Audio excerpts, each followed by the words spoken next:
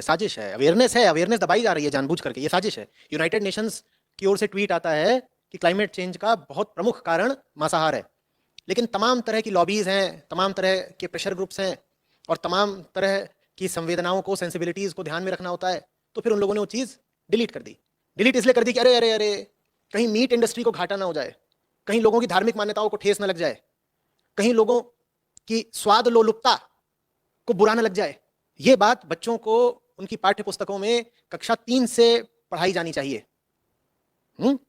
कि बिल्कुल अगर व्यापक स्तर पर देखो तो क्लाइमेट चेंज का मूल कारण है आदमी की जनसंख्या, और अगर हमारे कर्मों और चुनावों के तल पर देखो तो क्लाइमेट चेंज का कारण है मांसाहार।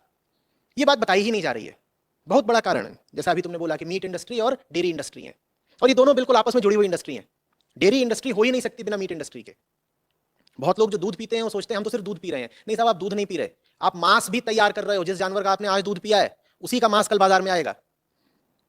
जानवर इकोनॉमिकली सस्टेनेबल ही तब हो पाता है उसको पालने वालों के लिए जब पहले उससे दूध उगाहा जाए और फिर उससे मांस निकाला जाए। ऐसे समझो कि जब तुम एक गाड़ी लेते हो तो तुम उस गाड़ी से दो तरह के मुनाफे लेते हो, क्योंकि तुमने उसे पैसा खर्च किया है तो तुम उससे दो तरह की कीमत वसूलना चाहते हो। तुम कहते हो जब तक ये गाड़ी चल रही है तब तक तो मैं इससे यात्रा करूंगा। ये समझ लो तुमने गाड़ी से दूध दो लिया कि अभी चल रही है तो मैं इससे यात्रा करता हूं, और फिर जब ये चलने लायक नहीं रहेगी तो मैं इसे कहीं बेच दूंगा। जब मेरा इसे मन भर जाएगा तो मैं इसे बेच दूंगा, चाहे मैं किसी दूसरे ग्राहक को भेजूं, चाहे कबाड़ी को भेजूं, जिसको भी भेजूंगा कुछ रीसेल वैल्यू मिलेगी। ये तुमने मीट इंडस्ट्री को प्रोत्साहन दे दिया। तो जैसे तुम गाड़ी से दो दो तरह की कीमत या फायदे वसूलते हो ना, कि पहले चलाऊंगा और फिर रीसेल से भी तो कुछ पैसा पा जाऊंगा, उसी तरीके से ये जो जानवर पाले जाते हैं वो इसी तरह से पाले जाते हैं कि पहले इनका दूध बिकेगा फिर इनका मांस बिकेगा।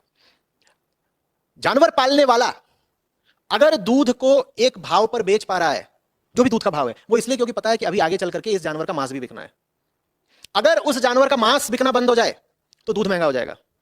इसी तरीके से अगर दूध बिकना बंद हो जाए तो मांस इतना महंगा हो जाएगा कि फिर मीट खाने वालों की आफत आ जाएगी। तो इसीलिए जानवर की हत्या करने में दूध खाने वाले और मांस खाने वाले ये दोनों बिल्कुल साथ साथ चल रहे हैं। बस बात इतनी सी है कि दूध खाने वालों को अभी ये पता ही नहीं है अधिकांशतः कि जानवर के उत्पीड़न में वो भी उत्तरदायी है, उनकी भी जिम्मेदारी है। वो सोचते हैं हम तो सिर्फ दूध ले रहे हैं। देखिए वो जमाने चले गए जब घर की गाय हुआ करती थी कि घर में ही जन्मती थी, घर में ही खाती पीती थी और फिर घर में ही वो दम तोड़ देती थी। ज्यादातर लोग जो दुग्ध पदार्थों का इस्तेमाल करते हैं, मुझे बताइए क्या उनके घर की गाय भैंस से दूध आता है? अगर उनके घर की गाय भैंस से दूध आता है तो मैं उनको अलग रख रहा हूं, फिर मैं उनकी बात नहीं कर रहा।